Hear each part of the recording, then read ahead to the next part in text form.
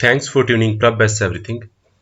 सो प्यारे विद्यार्थियों, ਅੱਜ ਦੀ ਵੀਡੀਓ ਵਿੱਚ ਅਸੀਂ ਗੱਲ ਕਰਾਂਗੇ 10+2 ਕਲਾਸ ਦੇ ਚੈਪਟਰ ਨੰਬਰ 3 ਦੀ, ਜਿਸ ਦਾ ਨਾਮ ਹੈ ਕੰਪਿਊਟਰ ਨੈਟਵਰਕ।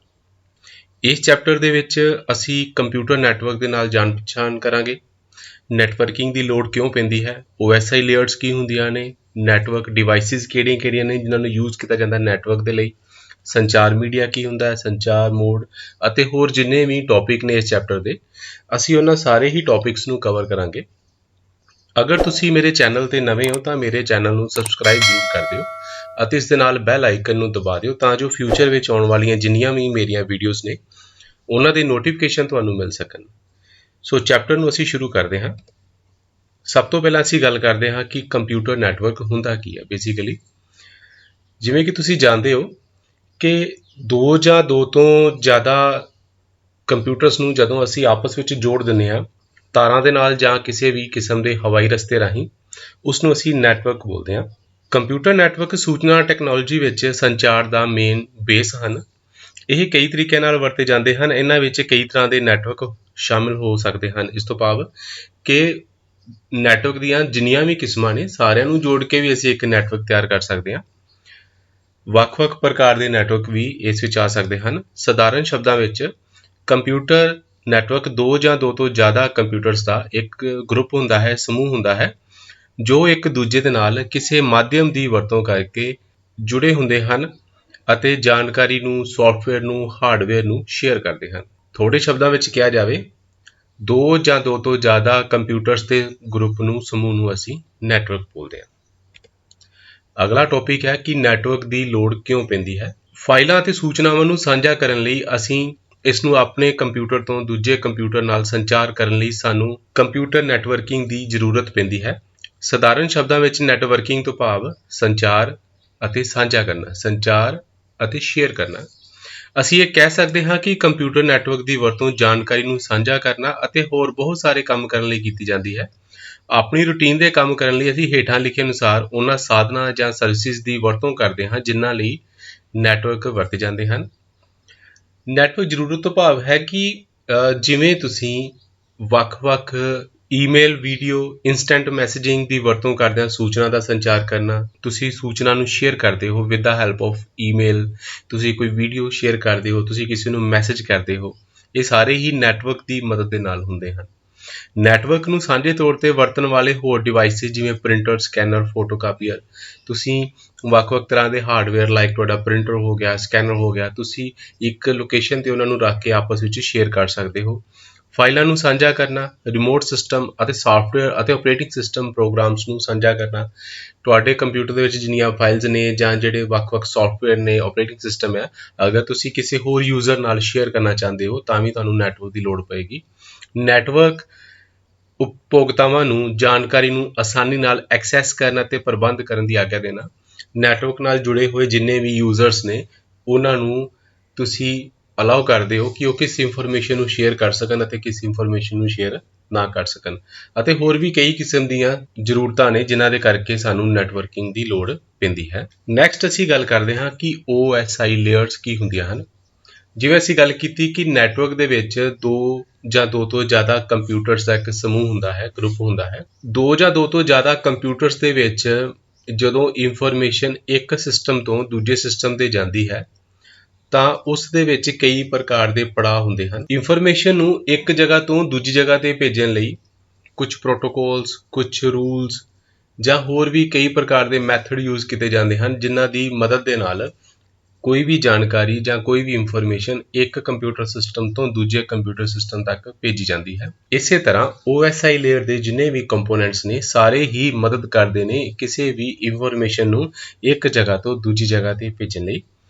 OSI ਦਾ ਪੂਰਾ ਨਾਮ ਹੈ ਓਪਨ ਸਿਸਟਮ ਇੰਟਰਕਨੈਕਸ਼ਨ। ਇਹ model ISO international organisation of standardisation ਦੇ ਦੁਆਰਾ 1984 ਦੇ ਵਿੱਚ ਤਿਆਰ ਕੀਤਾ ਗਿਆ ਸੀ। ਇਹ ਇੱਕ 7 ਲੇਅਰ ਦਾ ਆਰਕੀਟੈਕਚਰ ਹੈ ਜਿਸ ਵਿੱਚ ਹਰ ਲੇਅਰ ਇੱਕ ਖਾਸ ਕੰਮ ਕਰਨ ਲਈ ਡਿਜ਼ਾਈਨ ਕੀਤੀ ਗਈ ਸੀ।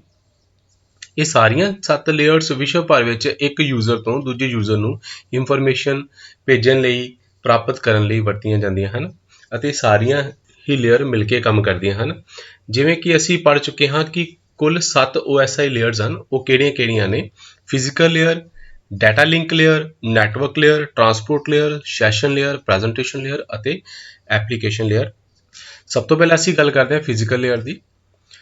इस लेयर का मुख्य काम ਵੱਖੋ ਵੱਖਰੇ ਬਿਟਸ ਨੂੰ ਇੱਕ ਨੋਡਸ ਤੋਂ ਦੂਜੇ ਨੋਡਸ ਵਿੱਚ ਸੰਚਾਰਿਤ ਕਰਨਾ ਹੁੰਦਾ ਹੈ। ਇਹ OSI ਲੇਅਰ ਮਾਡਲ ਦੀ ਸਭ ਤੋਂ ਹੇਠਲੀ ਲੇਅਰ ਹੈ। ਇਹ ਲੇਅਰ ਇੱਕ ਨੈਟਵਰਕ ਵਿੱਚ ਫਿਜ਼ੀਕਲ ਕਨੈਕਸ਼ਨ ਦੀ ਸਥਾਪਨਾ, ਰੱਖ ਰਖਾਅ ਅਤੇ ਉਸ ਨੂੰ ਡੀਐਕਟੀਵੇਟ ਕਰਦੀ ਹੈ। Number 2, data link layer. Data link layer ਬਿਨਾਂ ਕਿਸੇ ਗਲਤੀ ਦੇ ਡਾਟਾ ਫਰੇਮ ਨੂੰ ਤਬਦੀਲ ਕਰਨ ਲਈ ਜ਼ਿੰਮੇਵਾਰ ਹੁੰਦੀ ਹੈ। ਇਹ ਨੈਟਵਰਕ ਦੇ ਡਾਟਾ ਦਾ ਫਾਰਮੈਟ ਪਰਿਭਾਸ਼ਿਤ ਕਰਦੀ ਹੈ। ਡਾਟਾ ਲਿੰਕ ਦਾ ਜੋ ਮੇਨ ਕੰਮ ਹੁੰਦਾ ਹੈ, ਇੱਕ ਤਾਂ ਇਹ ਡਾਟਾ ਫਰੇਮ ਨੂੰ ਤਬਦੀਲ ਕਰਨ ਲਈ ਵਰਤੀ ਜਾਂਦੀ ਹੈ। ਸੈਕੰਡਲੀ ਇਸ ਦਾ ਜੋ ਮੁੱਖ ਕੰਮ ਹੈ, ਜੋ ਵੀ ਡਾਟਾ ਅਸੀਂ ਸੈਂਡ ਕਰਦੇ ਹਾਂ ਉਸ ਦਾ ਕੀ ਫਾਰਮੈਟ ਹੈ, ਉਹ ਇਨਫੋਰਮੇਸ਼ਨ ਕਿਸ ਫਾਰਮੈਟ ਵਿੱਚ ਜਾਏਗੀ, ਉਹ ਕਿੰਨਾ ਬਿਟਸ ਵਿੱਚ ਤਬਦੀਲ ਹੋਏਗੀ, ਇਹ ਸਾਰਾ ਕੰਮ ਹੀ ਡਾਟਾ ਲਿੰਕ ਲੇਅਰ ਦਾ ਹੁੰਦਾ ਹੈ। ਇਸ ਨੇ ਡਾਟੇ ਦੇ ਫਾਰਮੈਟ ਨੂੰ ਡਿਸਾਈਡ ਕਰਨਾ ਹੁੰਦਾ ਹੈ ਕਿ ਡਾਟੇ ਨੂੰ ਅਗਰ ਇੱਕ ਸਿਸਟਮ ਤੋਂ ਦੂਜੇ ਸਿਸਟਮ ਤੱਕ ਭੇਜਣਾ ਹੈ ਤਾਂ ਉਸ ਦਾ ਫਾਰਮੈਟ ਕੀ ਹੋਵੇ। Number 3, network layer. Network layer devices ਦੀ ਐਡਰੈਸਿੰਗ ਦਾ ਪ੍ਰਬੰਧ ਕਰਦੀ ਹੈ ਅਤੇ ਉਹਨਾਂ ਦੀ ਜੋ ਲੋਕੇਸ਼ਨ ਹੈ ਉਹਨਾਂ ਨੂੰ ਟਰੈਕ ਕਰਦੀ ਹੈ। ਇਹ ਨੈਟਵਰਕ ਦੀਆਂ ਸਥਿਤੀਆਂ, ਸੇਵਾ ਦੀ ਤਰਜੀਹ ਅਤੇ ਹੋਰ ਕਾਰਜਾਂ ਦੇ ਆਧਾਰ ਉੱਤੇ ਡਾਟੇ ਨੂੰ ਉਸ ਦੇ ਸੋਰਸ ਤੋਂ ਡੈਸਟੀਨੇਸ਼ਨ ਵੱਲ ਲਿਜਾਣ ਦਾ ਸਭ ਤੋਂ ਵਧੀਆ ਮਾਰਗ ਨਿਰਧਾਰਿਤ ਕਰਦੀ ਹੈ। ਨੈਟਵਰਕ ਲੇਅਰ ਦਾ ਮੇਨ ਕੰਮ ਕੀ ਹੈ ਕਿ ਇਸ ਨੇ ਜਿੰਨਾ ਡਿਵਾਈਸ ਦੇ ਉੱਪਰ ਇਨਫੋਰਮੇਸ਼ਨ ਭੇਜਣੀ ਹੁੰਦੀ ਹੈ ਉਹਨਾਂ ਦੇ ਐਡਰੈਸਿਸ ਨੂੰ ਫਾਈਂਡ ਆਊਟ ਕਰਦੀ ਹੈ ਅਤੇ ਇੱਕ ਸਿਸਟਮ ਤੋਂ ਦੂਜੇ ਸਿਸਟਮ ਤੱਕ ਡਾਟੇ ਨੂੰ ਲੈ ਕੇ ਜਾਣ ਦੇ ਵਿੱਚ ਮਦਦ ਕਰਦੀ ਹੈ। ਇਸ ਦਾ ਜੋ ਮੁੱਖ ਕੰਮ ਹੁੰਦਾ ਹੈ, ਇਸ ਨੇ ਇੱਕ ਵੇ ਡਿਸਾਈਡ ਕਰਨਾ ਹੁੰਦਾ, ਇੱਕ ਮਾਰਗ ਡਿਸਾਈਡ ਕਰਨਾ ਹੁੰਦਾ ਜਿਸ ਦੇ ਦੁਆਰਾ ਇਨਫੋਰਮੇਸ਼ਨ ਇੱਕ ਸਿਸਟਮ ਤੋਂ ਦੂਜੇ ਸਿਸਟਮ ਤੱਕ ਟਰਾਂਸਪੋਰਟ ਹੁੰਦੀ ਹੈ। Number 4, transport layer. ਜਿਵੇਂ ਕਿ ਇਸ ਦੇ ਨਾਮ ਤੋਂ ਹੀ ਸ਼ੋ ਹੁੰਦਾ ਹੈ ਕਿ ਇਨਫੋਰਮੇਸ਼ਨ ਨੂੰ ਟਰਾਂਸਪੋਰਟ ਕਰਨਾ ਇੱਕ ਸਿਸਟਮ ਤੋਂ ਦੂਜੇ ਸਿਸਟਮ ਤੱਕ। ਟਰਾਂਸਪੋਰਟ ਲੇਅਰ ਸੁਨਿਸ਼ਚਿਤ ਕਰਦੀ ਹੈ ਕਿ ਇੱਕ ਨੈਟਵਰਕ ਤੇ ਮੈਸੇਜ ਉਸੇ ਹੀ ਕ੍ਰਮ ਵਿੱਚ ਕਮਿਊਨੀਕੇਟ ਕੀਤੇ ਜਾਣ ਜਿਸ ਕ੍ਰਮ ਵਿੱਚ ਉਹ ਭੇਜੇ ਗਏ ਹਨ।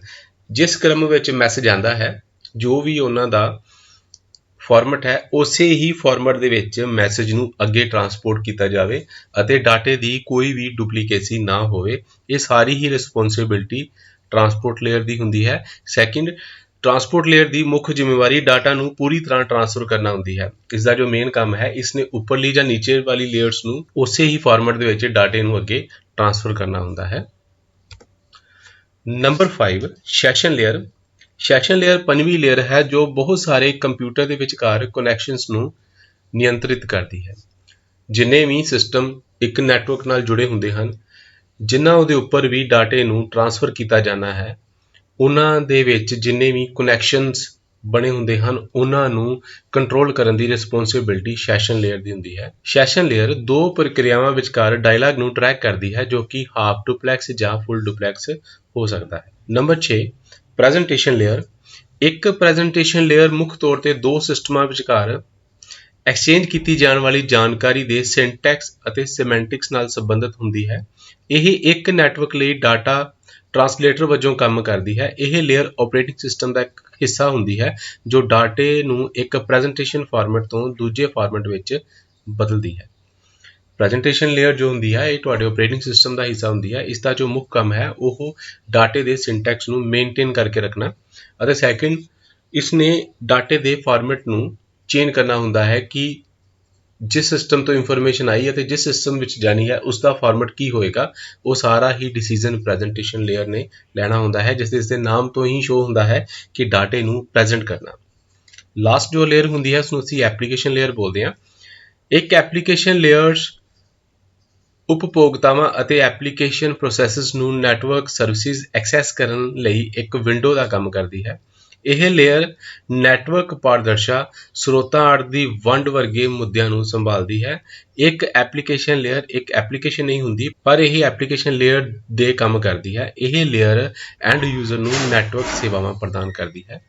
ਐਪਲੀਕੇਸ਼ਨ ਲੇਅਰ ਦਾ ਮੁੱਖ ਕੰਮ ਕੀ ਹੁੰਦਾ ਹੈ, ਜਿੰਨੇ ਵੀ ਕੰਜ਼ਿਊਮਰ ਨੈਟਵਰਕ ਦੇ ਨਾਲ ਜੁੜੇ ਹੁੰਦੇ ਹਨ ਉਹਨਾਂ ਨੂੰ ਵੱਖ-ਵੱਖ ਪ੍ਰਕਾਰ ਦੀਆਂ ਸੇਵਾਵਾਂ ਮੁਹੱਈਆ ਕਰਵਾਉਂਦੀ ਹੈ। ਐਗਜ਼ਾਮਪਲ ਦੇ ਤੌਰ ਤੇ ਜਿੰਨੇ ਵੀ ਸੌਫਟਵੇਅਰ ਜਾਂ ਹਾਰਡਵੇਅਰ ਕਿਸੇ ਸਿਸਟਮ ਦੇ ਨਾਲ ਜੁੜੇ ਨੇ ਉਹਨਾਂ ਨੂੰ ਸ਼ੇਅਰ ਕਰਨ ਦੇ ਵਿੱਚ ਉਹਨਾਂ ਦੀ ਹੈਲਪ ਕਰਦੀ ਹੈ।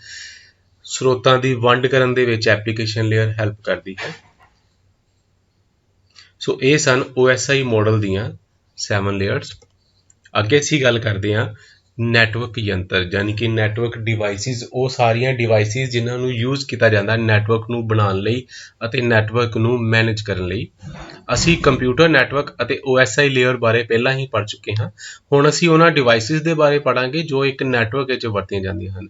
ਜਿੰਨੀਆਂ ਵੀ ਡਿਵਾਈਸਿਸ ਕਿਸੇ ਨੈਟਵਰਕ ਨੂੰ ਤਿਆਰ ਕਰਨ ਲਈ ਯੂਜ਼ ਕੀਤੀਆਂ ਜਾਂਦੀਆਂ ਹਨ, ਅਸੀਂ ਹੁਣ ਉਹਨਾਂ ਦੀ ਗੱਲ ਕਰਾਂਗੇ। ਸਭ ਤੋਂ ਪਹਿਲਾਂ ਅਸੀਂ ਗੱਲ ਕਰਦੇ ਹਾਂ ਹੱਬ ਦੀ। ਨੈਟਵਰਕ ਹੱਬ ਇੱਕ ਨੋਡ ਹੁੰਦਾ ਹੈ ਜੋ ਹਰੇਕ ਕੰਪਿਊਟਰ ਜਾਂ ਇਸ ਨਾਲ ਜੁੜੇ ਈਥਰਨੈਟ ਆਧਾਰਿਤ ਉਪਕਰਨ ਲਈ ਡਾਟਾ ਪ੍ਰਸਾਰਿਤ ਕਰਦਾ ਹੈ। ਹੱਬ ਅਸਲ ਵਿੱਚ ਮਲਟੀਪੋਰਟ ਰਿਪੀਟਰ ਹੁੰਦਾ ਹੈ ਜੋ ਵੱਖ-ਵੱਖ ਵਰਕਸਟੇਸ਼ਨ ਤੋਂ ਆਉਣ ਵਾਲੀਆਂ ਮਲਟੀਪਲ ਤਾਰਾਂ ਇੱਕ ਹੱਬ ਨਾਲ ਜੁੜੀਆਂ ਹੁੰਦੀਆਂ ਹਨ। ਹੱਬ ਡਾਟਾ ਨੂੰ ਫਿਲਟਰ ਨਹੀਂ ਕਰ ਸਕਦੀ, ਇਸ ਲਈ ਡਾਟਾ ਪੈਕੇਟ ਨੂੰ ਨੈਟਵਰਕ ਨਾਲ ਜੁੜੇ ਹੋਏ ਸਾਰੇ ਉਪਕਰਨਾਂ ਤੇ ਭੇਜਿਆ ਜਾਂਦਾ ਹੈ। ਹੱਬ ਦਾ ਜੋ ਮੁੱਖ ਕੰਮ ਕੀ ਹੈ, ਵੱਖ-ਵੱਖ ਜਿੰਨੇ ਵੀ ਕੰਪਿਊਟਰਸ ਹੁੰਦੇ ਨੇ ਉਹ ਸਾਰੇ ਹੀ ਹੱਬ ਦੀ ਮਦਦ ਦੇ ਨਾਲ ਇੱਕ ਦੂਸਰੇ ਨਾਲ ਜੁੜੇ ਹੁੰਦੇ ਹਨ। ਇਹ ਡਾਟਾ ਨੂੰ ਇੱਕ ਜਗ੍ਹਾ ਤੋਂ ਦੂਜੀ ਜਗ੍ਹਾ ਤੇ ਭੇਜਣ ਦੇ ਕੰਮ ਆਉਂਦੀ ਹੈ। ਅੱਗੇ ਹੈ ਸਵਿਚ। ਇੱਕ ਛੋਟਾ ਜਿਹਾ ਉਪਕਰਨ ਹੁੰਦਾ ਹੈ ਜੋ ਕਈ ਨੈਟਵਰਕ ਡਿਵਾਈਸਿਸ ਜਿਵੇਂ ਕੰਪਿਊਟਰਸ, ਰਾਊਟਰਸ, ਸਰਵਰ ਜਾਂ ਹੋਰ ਜਿਵੇਂ ਵੀ ਸਵਿਚਸ ਨੈਟਵਰਕ ਵਿੱਚ ਲੱਗੇ ਹੁੰਦੇ ਹਨ, ਉਹਨਾਂ ਦੇ ਵਿਚਕਾਰ ਡਾਟਾ ਪੈਕੇਟ ਤਬਦੀਲ ਕਰਦਾ ਹੈ। ਦੂਜੇ ਸ਼ਬਦਾਂ ਵਿੱਚ ਇੱਕ ਸਵਿਚ ਮਲਟੀਪੋਰਟ ਬ੍ਰਿਜ ਵਾਂਗ ਕੰਮ ਕਰਦਾ ਹੈ। ਇਸ ਵਿੱਚ ਇੱਕ ਬਫਰ ਹੁੰਦਾ ਹੈ ਜੋ ਸਵਿਚ ਦੀ ਐਫੀਸ਼ੀਐਂਸੀ ਅਤੇ ਪਰਫਾਰਮੈਂਸ ਨੂੰ ਵਧਾ ਦਿੰਦੀ ਹੈ। ਸਵਿਚ ਡਾਟਾ ਨੂੰ ਅੱਗੇ ਭੇਜਣ ਤੋਂ ਪਹਿਲਾਂ ਕਿਸੇ ਕਿਸਮ ਦੀ ਗਲਤੀ ਦੀ ਜਾਂਚ ਵੀ ਕਰ ਸਕਦਾ ਹੈ। ਇਸ ਲਈ ਇਸ ਦੀ ਇਹ ਖੂਬੀ ਇਸ ਨੂੰ ਬਹੁਤ ਪ੍ਰਭਾਵਸ਼ਾਲੀ ਬਣਾਉਂਦੀ ਹੈ, ਕਿਉਂਕਿ ਇਹ ਉਹਨਾਂ ਪੈਕਟਾਂ ਨੂੰ ਅੱਗੇ ਨਹੀਂ ਭੇਜਦਾ ਜਿਨ੍ਹਾਂ ਵਿੱਚ ਗਲਤੀਆਂ ਹੁੰਦੀਆਂ ਹਨ, ਬਲਕਿ ਸਹੀ ਪੈਕਟਾਂ ਨੂੰ ਅੱਗੇ ਭੇਜਦਾ ਹੈ। ਸੋ ਸਵਿਚ ਦਾ ਜੋ ਮੁੱਖ ਕੰਮ ਹੈ, ਜਿੰਨੇ ਵੀ ਤੁਹਾਡੇ ਕੰਪਿਊਟਰਸ ਨੇ ਜਾਂ ਜਿੰਨੀਆਂ ਵੀ ਨੈਟਵਰਕ ਨਾਲ ਰਿਲੇਟਡ ਡਿਵਾਈਸਿਸ ਲੱਗੀਆਂ ਹੁੰਦੀਆਂ ਨੇ, ਸਾਰਿਆਂ ਨੂੰ ਜੋੜਨ ਲਈ ਇਸ ਦੀ ਵਰਤੋਂ ਕੀਤੀ ਜਾਂਦੀ ਹੈ। ਇਹ ਡਾਟੇ ਨੂੰ ਇੱਕ ਸਿਸਟਮ ਤੋਂ ਦੂਜੇ ਸਿਸਟਮ ਤੱਕ ਭੇਜਣ ਦੇ ਵਿੱਚ ਵੀ ਮਦਦ ਕਰਦਾ ਹੈ। ਅੱਗੇ ਅਸੀਂ ਗੱਲ ਕਰਦੇ ਹਾਂ ਰਾਊਟਰ ਦੀ। ਰਾਊਟਰ ਇੱਕ ਮਹੱਤਵਪੂਰਨ ਹਾਰਡਵੇਅਰ ਯੰਤਰ ਹੈ ਜੋ ਇੱਕ ਨੈਟਵਰਕ ਵਿੱਚ ਨੈਟਵਰਕ ਦੇ ਗੇਟਵੇ ਦੀ ਤਰ੍ਹਾਂ ਕੰਮ ਕਰਦਾ ਹੈ। ਇਹ ਇੱਕ ਨੈਟਵਰਕ ਵਿੱਚ ਡਾਟਾ ਦਾ ਫਲੋ ਅਤੇ ਨੈਟਵਰਕ ਨੂੰ ਇੰਟਰਨੈਟ ਨਾਲ ਕਨੈਕਟਡ ਰੱਖਣ ਲਈ ਜ਼ਿੰਮੇਵਾਰ ਹੁੰਦਾ ਹੈ। ਇਸ ਤੋਂ ਇਲਾਵਾ ਰਾਊਟਰ ਇੱਕ ਸਵਿਚ ਵਰਗਾ ਹੀ ਉਪਕਰਨ ਹੈ ਜੋ IP ਪ੍ਰੋਟੋਕੋਲਸ ਐਡਰੈਸ ਦੇ ਆਧਾਰ ਤੇ ਡਾਟਾ ਪੈਕੇਟ ਨੂੰ ਨੈਟਵਰਕ ਤੇ ਭੇਜਦਾ ਹੈ। ਨੈਟਵਰਕ ਦਾ ਕੀ ਕੰਮ ਹੈ? ਇਹ ਵੀ ਡਾਟਾ ਨੂੰ ਇੱਕ ਨੈਟਵਰਕ ਤੋਂ ਦੂਜੇ ਨੈਟਵਰਕ ਤੇ, ਇੱਕ ਸਿਸਟਮ ਤੋਂ ਦੂਜੇ ਸਿਸਟਮ ਤੇ ਭੇਜਣ ਲਈ ਵਰਤਿਆ ਜਾਂਦਾ ਹੈ ਅਤੇ ਇਹ ਵੱਖ-ਵੱਖ ਨੈਟਵਰਕਸ ਦੇ ਵਿਚਕਾਰ ਇੱਕ ਗੇਟਵੇ ਦੇ ਵਜੋਂ ਵੀ ਕੰਮ ਕਰਦਾ ਹੈ। ਰਿਪੀਟਰ ਇੱਕ ਨੈਟਵਰਕ ਯੰਤਰ ਹੈ ਜੋ ਕਿਸੇ ਸੰਕੇਤ ਨੂੰ ਰੀਜਨਰੇਟ ਕਰਨ ਅਤੇ ਉਸ ਨੂੰ ਫਿਰ ਸੰਚਾਰ ਕਰਨ ਦੇ ਯੋਗ ਹੁੰਦਾ ਹੈ। ਇਹ ਸਮੁੱਚੇ ਨੈਟਵਰਕ ਵਿੱਚ ਪ੍ਰਸਾਰਿਤ ਸਿਗਨਲਸ ਨੂੰ ਕਮਜ਼ੋਰ ਜਾਂ ਕਰਪਟ ਹੋਣ ਤੋਂ ਪਹਿਲਾਂ ਉਸ ਸਿਗਨਲ ਨੂੰ ਰੀਜਨਰੇਟ ਕਰਦਾ ਹੈ। ਜਿਵੇਂ ਇਸ ਦੇ ਨਾਮ ਤੋਂ ਹੀ ਸ਼ੋ ਹੁੰਦਾ ਹੈ ਕਿ ਰਿਪੀਟ ਕਰਨਾ। ਇਹ ਕੀ ਕਰਦਾ ਹੈ ਕਿ ਤੁਹਾਡੇ ਜਿੰਨੇ ਵੀ ਨੈਟਵਰਕ ਦੇ ਸਿਗਨਲਸ ਹੁੰਦੇ ਨੇ ਉਹਨਾਂ ਨੂੰ ਰਿਪੀਟ ਕਰਨ ਦੇ ਕੰਮ ਆਉਂਦਾ ਹੈ। ਇਸ ਦਾ ਜੋ ਮੁੱਖ ਕੰਮ ਹੈ ਉਹ ਹੈ ਕਿ ਨੈਟਵਰਕ ਨੂੰ ਅੱਗੇ ਫੈਲਾਉਣਾ। ਜਿਸ ਜਗ੍ਹਾ ਤੇ ਵੀ ਨੈਟਵਰਕ ਦੇ ਸਿਗਨਲ ਵੀਕ ਹੁੰਦੇ ਹਨ ਉਹਨਾਂ ਨੂੰ ਇਹ ਰੀਜਨਰੇਟ ਕਰਕੇ ਦੁਬਾਰਾ ਪ੍ਰਸਾਰਿਤ ਕਰਦਾ ਹੈ, ਦੁਬਾਰਾ ਜਨਰੇਟ ਕਰਦਾ ਹੈ। ਬ੍ਰਿਜ ਕੰਪਿਊਟਰ ਨੈਟਵਰਕ ਵਿੱਚ ਇੱਕ ਅਜਿਹਾ ਉਪਕਰਨ ਹੈ ਜੋ ਵੱਖਰੇ ਲੈਨਸ ਨੈਟਵਰਕਸ ਨੂੰ ਆਪਸ ਵਿੱਚ ਅਤੇ ਕਿਸੇ ਹੋਰ ਨੈਟਵਰਕ ਸੈਗਮੈਂਟ ਨਾਲ ਜੋੜਨ ਲਈ ਵਰਤਿਆ ਜਾਂਦਾ ਹੈ। ਵੱਖੋ-ਵੱਖ ਜਿੰਨੇ ਵੀ ਨੈਟਵਰਕਸ ਨੇ ਉਹਨਾਂ ਨੂੰ ਅਗਰ ਅਸੀਂ ਆਪਸ ਵਿੱਚ ਜੋੜਨਾ ਹੋਵੇ ਤਾਂ ਅਸੀਂ ਬ੍ਰਿਜ ਦੀ ਵਰਤੋਂ ਕਰਦੇ ਹਾਂ। ਡਾਟਾ ਪੈਕੇਟ ਨੂੰ ਫਾਰਵਰਡ ਕਰਨ ਲਈ ਇਹ ਮੈਕ ਐਡਰੈਸ ਸੂਚਨਾ ਦੀ ਵਰਤੋਂ ਕਰਦਾ ਹੈ। ਜਦੋਂ ਵੀ ਇਹ ਡਾਟਾ ਨੂੰ ਜਾਂ ਇਨਫੋਰਮੇਸ਼ਨ ਨੂੰ ਇੱਕ ਜਗ੍ਹਾ ਤੋਂ ਦੂਜੀ ਜਗ੍ਹਾ ਤੇ, ਇੱਕ ਨੈਟਵਰਕ ਤੋਂ ਦੂਜੇ ਨੈਟਵਰਕ ਤੇ ਭੇਜਣਾ ਹੁੰਦਾ ਹੈ ਤਾਂ ਇਹ ਮੈਕ ਐਡਰੈਸ ਦੀ ਵਰਤੋਂ ਕਰਦਾ ਹੈ। ਇਹ ਇੱਕ ਨੈਟਵਰਕ ਤੋਂ ਕਿਸੇ ਦੂਜੇ ਨੈਟਵਰਕ ਤੱਕ ਸਿਰਫ ਉਹੀ ਪੈਕੇਟ ਅੱਗੇ ਭੇਜਦਾ ਹੈ ਜੋ ਦੂਜੇ ਨੈਟਵਰਕ ਨਾਲ ਸੰਬੰਧਿਤ ਹੁੰਦੇ ਹਨ। ਜਿੰਨੀ ਵੀ ਇਨਫੋਰਮੇਸ਼ਨ ਇਸਨੇ ਅੱਗੇ ਟ੍ਰਾਂਸਫਰ ਕਰਨੀ ਹੁੰਦੀ ਹੈ, ਸਿਰਫ ਉਹਨਾਂ ਹੀ ਨੈਟਵਰਕ ਦੇ ਉੱਪਰ ਟ੍ਰਾਂਸਫਰ ਕਰੇਗਾ ਜਿਨ੍ਹਾਂ ਦੇ ਨਾਲ ਉਹ ਇਨਫੋਰਮੇਸ਼ਨ ਰਿਲੇਟਡ ਹੋਏਗੀ। ਸੋ ਇਹ ਸਨ ਜਿੰਨੀਆਂ ਵੀ ਨੈਟਵਰਕ ਡਿਵਾਈਸਿਸ ਹੁੰਦੀਆਂ ਨੇ। ਅੱਗੇ ਅਸੀਂ ਗੱਲ ਕਰਦੇ ਹਾਂ ਸੰਚਾਰ ਮੀਡੀਆ। ਸੰਚਾਰ ਮੀਡੀਆ ਤੋਂ ਭਾਵ ਉਹ ਵਾਲੇ ਮਾਧਿਅਮ, ਉਹ ਵਾਲੇ ਹਾਰਡਵੇਅਰ ਜਿਨ੍ਹਾਂ ਨੂੰ ਯੂਜ਼ ਕੀਤਾ ਜਾਂਦਾ ਆ ਡਾਟੇ ਨੂੰ ਸੰਚਾਰ ਕਰਨ ਲਈ, ਭਾਵ ਇੱਕ ਜਗ੍ਹਾ ਤੋਂ ਦੂਜੀ ਜਗ੍ਹਾ ਤੇ ਜਿਨ੍ਹਾਂ ਦੀ ਵਰਤੋਂ ਕਰਕੇ ਅਸੀਂ ਡਾਟੇ ਦਾ ਸੰਚਾਰ ਕਰਦੇ ਹਾਂ, ਟ੍ਰਾਂਸਫਰ ਕਰਦੇ ਹਾਂ, ਉਹਨਾਂ ਸਾਰੇ ਹੀ ਮੀਡੀਆ ਨੂੰ ਸੰਚਾਰ ਮਾਧਿਅਮ ਬੋਲਿਆ ਜਾਂਦਾ ਹੈ। ਸੰਚਾਰ ਮੀਡੀਆ ਸ਼ਬਦ ਉਹਨਾਂ ਸਾਧਨਾਂ ਨੂੰ ਦਰਸਾਉਂਦਾ ਹੈ ਜਿਨ੍ਹਾਂ ਰਾਹੀਂ ਡਾਟਾ ਜਾਂ ਸੂਚਨਾਵਾਂ ਦਾ ਆਦਾਨ ਪ੍ਰਦਾਨ ਹੋ ਸਕਦਾ ਹੈ, ਜਿਵੇਂ ਕਿ ਟੈਲੀਕਮਿਊਨੀਕੇਸ਼ਨ ਵਿੱਚ ਸਧਾਰਨ ਟ੍ਰਾਂਸਮਿਸ਼ਨ ਅਤੇ ਸਟੋਰੇਜ ਟੂਲ ਜਾਂ ਚੈਨਲ ਹੁੰਦੇ ਹਨ ਜੋ ਡਾਟਾ ਨੂੰ ਸਟੋਰ ਅਤੇ ਟ੍ਰਾਂਸਮਿਟ ਕਰਨ ਲਈ ਵਰਤੇ ਜਾਂਦੇ ਹਨ। ਇਹ ਦੋ ਤਰ੍ਹਾਂ ਦੇ ਹੁੰਦੇ ਨੇ, ਗਾਈਡਡ ਮੀਡੀਆ ਅਤੇ ਅਨਗਾਈਡਡ ਮੀਡੀਆ। ਗਾਈਡਡ ਮੀਡੀਆ ਦੇ ਵਿੱਚ ਤਾਰਾਂ ਦੀ ਵਰਤੋਂ ਕੀਤੀ ਜਾਂਦੀ ਹੈ ਅਤੇ ਅਨਗਾਈਡਡ ਮੀਡੀਆ ਦੇ ਵਿੱਚ ਹਵਾਈ ਰਸਤੇ ਦੀ ਯਾਨੀ ਕਿ ਵਾਇਰਲੈਸ ਵਰਤੋਂ ਕੀਤੀ ਜਾਂਦੀ ਹੈ। ਗਾਈਡਡ ਮੀਡੀਆ ਵਿੱਚ ਕੇਬਲਾਂ ਦੀ ਵਰਤੋਂ ਕਰਕੇ ਡਾਟਾ ਦਾ ਪ੍ਰਸਾਰ ਕੀਤਾ ਜਾਂਦਾ ਹੈ। ਡਿਫਰੈਂਟ ਟਾਈਪ ਦੀਆਂ ਕੇਬਲਸ ਹੁੰਦੀਆਂ ਨੇ, ਤਾਰਾਂ ਹੁੰਦੀਆਂ ਨੇ, ਜਿਨ੍ਹਾਂ ਨੂੰ ਯੂਜ਼ ਕਰਕੇ ਨੈਟਵਰਕ ਬਣਾਇਆ ਜਾਂਦਾ ਅਤੇ ਜੋ ਵੀ ਇਨਫੋਰਮੇਸ਼ਨ ਹੁੰਦੀ ਹੈ ਉਹਨਾਂ ਦੇ ਰਸਤੇ ਉਹਨੂੰ ਟਰਾਂਸਫਰ ਕੀਤਾ ਜਾਂਦਾ। ਇਸ ਵਿੱਚ ਕਈ ਪ੍ਰਕਾਰ ਦੀਆਂ ਤਾਰਾਂ ਵਰਤੀਆਂ ਜਾਂਦੀਆਂ ਹਨ। Number 1 twisted pair cable.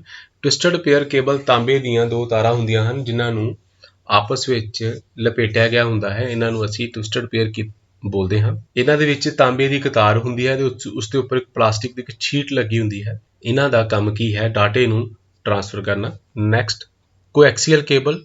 Coaxial cable ਇੱਕ ਦੋ ਕੰਡਕਟਰਸ ਵਾਲੀ ਇਲੈਕਟ੍ਰਿਕ ਕੇਬਲ ਹੁੰਦੀ ਹੈ ਜਿਸ ਵਿੱਚ ਇੱਕ ਸੈਂਟਰ ਕੰਡਕਟਰ ਅਤੇ ਇੱਕ ਬਾਹਰੀ ਕੰਡਕਟਰ ਹੁੰਦਾ ਹੈ। ਇਹਨਾਂ ਦੋਵਾਂ ਦੇ ਵਿਚਕਾਰ ਇੱਕ ਇਨਸੂਲੇਟਿੰਗ ਸਪੇਸਰ ਹੁੰਦਾ ਹੈ। ਕੋਐਕਸੀਅਲ ਕੇਬਲ ਟਵਿਸਟਡ ਪੇਅਰ ਕੇਬਲਾਂ ਦੇ ਨਾਲੋਂ ਬਿਹਤਰ ਇਨਸੂਲੇਸ਼ਨ ਵਾਲੀਆਂ ਕਾਪਰ ਦੀਆਂ ਕੇਬਲਸ ਹੁੰਦੀਆਂ ਹਨ ਤਾਂ ਜੋ ਸੰਚਾਰ ਕੀਤਾ ਗਿਆ ਸਿਗਨਲ ਵਧੇਰੇ ਗਤੀ ਤੇ ਲੰਬੀ ਦੂਰੀ ਤੱਕ ਪਹੁੰਚ ਸਕੇ। ਕੋਐਕਸੀਅਲ ਕੇਬਲ ਨੂੰ ਤੁਸੀਂ ਆਮ ਘਰਾਂ ਵਿੱਚ ਵੀ ਦੇਖਦੇ ਹੋ, ਜਿਵੇਂ ਤੁਸੀਂ ਆਪਣੇ ਘਰ ਦੇ ਵਿੱਚ ਕੇਬਲ ਟੀਵੀ ਵਾਲੀ ਤਾਰ ਦੇਖਦੇ ਹੋ। ਅਗਰ ਤੁਸੀਂ ਪਿਕਚਰ ਨੂੰ ਦੇਖ ਰਹੇ ਹੋ ਤਾਂ ਸਭ ਤੋਂ ਅੰਦਰ ਇੱਕ ਕਾਪਰ ਦੀ ਵਾਇਰ ਹੁੰਦੀ ਹੈ, ਉਸ ਦੇ ਬਾਹਰ ਇੱਕ ਇਨਸੂਲੇਸ਼ਨ, ਇੱਕ ਵਾਈਟ ਕਲਰ ਦਾ ਇੱਕ ਪਲਾਸਟਿਕ ਦਾ ਮਟੀਰੀਅਲ ਹੁੰਦਾ ਹੈ, ਉਸ ਤੋਂ ਬਾਹਰ ਇੱਕ ਕਾਪਰ ਮੈਸ਼ ਲੱਗਾ ਹੁੰਦਾ ਹੈ, ਇੱਕ ਨੈਟ ਬਣਿਆ ਹੁੰਦਾ ਹੈ ਅਤੇ ਉਸ ਤੋਂ ਬਾਅਦ ਇੱਕ ਆਊਟਸਾਈਡ ਇਨਸੂਲੇਸ਼ਨ ਹੁੰਦੀ ਹੈ। ਅਗਰ ਤੁਸੀਂ ਘਰ ਦੇ ਵਿੱਚ ਲੱਗੀ ਕੇਬਲ ਦੀ ਤਾਰ ਨੂੰ ਛਿਲ ਕੇ ਦੇਖੋਗੇ ਤਾਂ ਤੁਹਾਨੂੰ ਉਸਦੇ ਸਾਰੇ ਹੀ ਪਾਰਟਸ ਦਿਖਾਈ ਦੇਣਗੇ। ਇਹ ਟਵਿਸਟਡ ਪੇਅਰ ਕੇਬਲ ਨਾਲੋਂ ਕਾਫੀ ਦਰਜੇ ਵਿੱਚ ਵਧੀਆ ਹੁੰਦੀ ਹੈ ਅਤੇ ਇਸ ਦੀ ਵਰਤੋਂ ਡਾਟੇ ਨੂੰ ਲੰਬੀ ਦੂਰੀ ਤੱਕ ਅਤੇ ਜ਼ਿਆਦਾ ਗਤੀ ਵਿੱਚ ਭੇਜਣ ਲਈ ਸਾਡੀ ਮਦਦ ਕਰਦੀ ਹੈ। ਅੱਗੇ ਹੈ ਆਪਟੀਕਲ ਫਾਈਬਰ ਕੇਬਲ। ਇੱਕ ਆਪਟੀਕਲ ਫਾਈਬਰ ਕੇਬਲ ਵਿੱਚ ਬਹੁਤ ਸਾਰੇ ਆਪਟੀਕਲ ਰੇਸ਼ੇ ਹੁੰਦੇ ਹਨ। ਆਪਟੀਕਲ ਫਾਈਬਰ ਕੇਬਲ ਦੇ ਵਿੱਚ ਅਸੀਂ ਲੰਬੀ ਦੂਰੀ ਤੱਕ ਅਤੇ ਬਹੁਤ ਜ਼ਿਆਦਾ ਤੇਜ਼ ਗਤੀ ਵਿੱਚ ਅਗਰ ਡਾਟੇ ਨੂੰ ਭੇਜਣਾ ਹੋਵੇ ਤਾਂ ਅਸੀਂ ਆਪਟੀਕਲ ਫਾਈਬਰ ਕੇਬਲ ਦੀ ਵਰਤੋਂ ਕਰਦੇ ਹਾਂ। ਇਸ ਵਿੱਚ ਜੋ ਇਨਫੋਰਮੇਸ਼ਨ ਹੁੰਦੀ ਹੈ ਉਹ ਪ੍ਰਕਾਸ਼ ਦੇ ਰੂਪ ਦੇ ਵਿੱਚ ਕਨਵਰਟ ਕਰਕੇ ਅੱਗੇ ਭੇਜੀ ਜਾਂਦੀ ਹੈ। ਆਪਟੀਕਲ ਫਾਈਬਰ ਕੇਬਲ ਦੇ ਕਈ ਫਾਇਦੇ ਨੇ, ਜਿਵੇਂ ਨੰਬਰ 1 ਇੱਕ ਸਿਗਨਲ ਮੋਡ ਫਾਈਬਰ ਨੂੰ ਤਾਂਬੇ ਦੀ ਵੱਡੀ ਅਤੇ ਭਾਰੀ ਤਾਰ ਦੀ ਥਾਂ ਤੇ ਵਰਤਿਆ ਜਾ ਸਕਦਾ ਹੈ। ਇਸ ਦੀ ਉੱਚ ਬੈਂਡਵਿਡਥ ਹੈ। ਉਦਯੋਗਿਕ ਅਤੇ ਸ਼ੋਰ ਵਾਲੇ ਖੇਤਰਾਂ ਲਈ ਵੀ ਬਹੁਤ ਵਧੀਆ ਹੈ। ਡਾਟਾ ਸਿਗਨਲ ਇਸ ਵਿੱਚ ਕਮਜ਼ੋਰ ਨਹੀਂ ਪੈਂਦੇ ਅਤੇ ਕਾਫੀ ਦੂਰੀ ਤੱਕ ਅੱਗੇ ਭੇਜੇ ਜਾ ਸਕਦੇ ਹਨ। ਅੱਗੇ ਹੈ ਅਨਗਾਈਡਡ ਮੀਡੀਆ। ਅਨਗਾਈਡਡ ਮੀਡੀਆ ਤੋਂ ਭਾਵ ਉਹ ਸਾਰੇ ਮੀਡੀਆ ਜਿਨ੍ਹਾਂ ਵਿੱਚ ਤਾਰਾਂ ਦੀ ਵਰਤੋਂ ਨਹੀਂ ਕੀਤੀ ਜਾਂਦੀ, ਕਿਸੇ ਨਾ ਕਿਸੇ ਕਿਸਮ ਦੇ ਹਵਾਈ ਰਸਤੇ ਦੀ ਵਰਤੋਂ ਕੀਤੀ ਜਾਂਦੀ ਹੈ। ਮੀਡੀਆ ਜੋ ਕਿਸੇ ਕਿਸਮ ਦੇ ਨਿਰਦੇਸ਼ਿਤ ਮੀਡੀਆ ਜਾਂ ਕਿਸੇ ਗਾਈਡਡ ਮੀਡੀਆ ਜਿਵੇਂ ਕੇਬਲਾਂ ਆਦਿ ਦੀ ਵਰਤੋਂ ਨਹੀਂ ਕਰਦਾ, ਉਸ ਨੂੰ ਅਨਗਾਈਡਡ ਮੀਡੀਆ ਬੋਲਦੇ ਹਾਂ। ਉਹ ਸਾਰਾ ਮੀਡੀਆ ਜੋ ਨੈਟਵਰਕ ਵਿੱਚ ਡਾਟੇ ਨੂੰ ਟਰਾਂਸਫਰ ਕਰਨ ਲਈ ਵਰਤਿਆ ਜਾਂਦਾ ਪਰ ਉਸ ਵਿੱਚ ਤਾਰਾਂ ਦੀ ਵਰਤੋਂ ਨਹੀਂ ਹੁੰਦੀ, ਉਸ ਨੂੰ ਅਸੀਂ ਅਨਗਾਈਡਡ ਮੀਡੀਆ ਬੋਲਦੇ ਹਾਂ। ਅਨਗਾਈਡਡ ਮੀਡੀਆ ਬਿਨਾਂ ਕਿਸੇ ਫਿਜ਼ੀਕਲ ਕੰਡਕਟਰ ਦੀ ਵਰਤੋਂ ਕੀਤੇ ਇਲੈਕਟ੍ਰੋਮੈਗਨੈਟਿਕ ਵੇਵ ਨੂੰ ਵਰਤ ਕੇ ਡਾਟਾ ਟਰਾਂਸਫਰ ਕਰਦਾ ਹੈ। ਇਸ ਕਿਸਮ ਦੇ ਸੰਚਾਰ ਨੂੰ ਅਕਸਰ ਵਾਇਰਲੈਸ ਸੰਚਾਰ ਵਜੋਂ ਵੀ ਜਾਣਿਆ ਜਾਂਦਾ ਹੈ। ਇਹ ਸਿਗਨਲ ਆਮ ਤੌਰ ਤੇ ਖਾਲੀ ਥਾਂ ਦੀ ਵਰਤੋਂ ਨਾਲ ਪ੍ਰਸਾਰਿਤ ਕੀਤੇ ਜਾਂਦੇ ਹਨ। ਅਨਗਾਈਡਡ ਮੀਡੀਆ ਕਈ ਪ੍ਰਕਾਰ ਦੇ ਹੁੰਦੇ ਹਨ, ਜਿਵੇਂ infrared, NFC, Bluetooth, wifi, radio wave, microwave ਅਤੇ ਸੈਟਲਾਈਟਸ। ਸੋ ਇਹ ਸਨ ਸੰਚਾਰ ਮਾਧਿਅਮ ਜਿਨ੍ਹਾਂ ਨੂੰ ਯੂਜ਼ ਕਰਕੇ ਅਸੀਂ ਡਾਟੇ ਨੂੰ ਟਰਾਂਸਫਰ ਕਰਦੇ ਹਾਂ ਇੱਕ ਜਗ੍ਹਾ ਤੋਂ ਦੂਜੀ ਜਗ੍ਹਾ ਤੇ, ਇੱਕ ਨੈਟਵਰਕ ਤੋਂ ਦੂਸਰੇ ਨੈਟਵਰਕ ਤੇ। ਅੱਗੇ ਹੈ ਸੰਚਾਰ ਮੋਡ। ਸੰਚਾਰ ਮੋਡ ਨੂੰ ਟਰਾਂਸਮਿਸ਼ਨ ਮੋਡ ਦੇ ਵਜੋਂ ਵੀ ਜਾਣਿਆ ਜਾਂਦਾ ਹੈ। ਕਿਸੇ ਨੈਟਵਰਕ ਨਾਲ ਜੁੜੇ ਦੋ ਯੰਤਰ ਵਿਚਕਾਰ ਡਾਟਾ ਜਾਂ ਜਾਣਕਾਰੀ ਨੂੰ ਤਬਦੀਲ ਕਰਨ ਦੀ ਵਿਧੀ ਨੂੰ ਟਰਾਂਸਮਿਸ਼ਨ ਮੋਡ ਜਾਂ ਸੰਚਾਰ ਮੋਡ ਕਿਹਾ ਜਾਂਦਾ ਹੈ।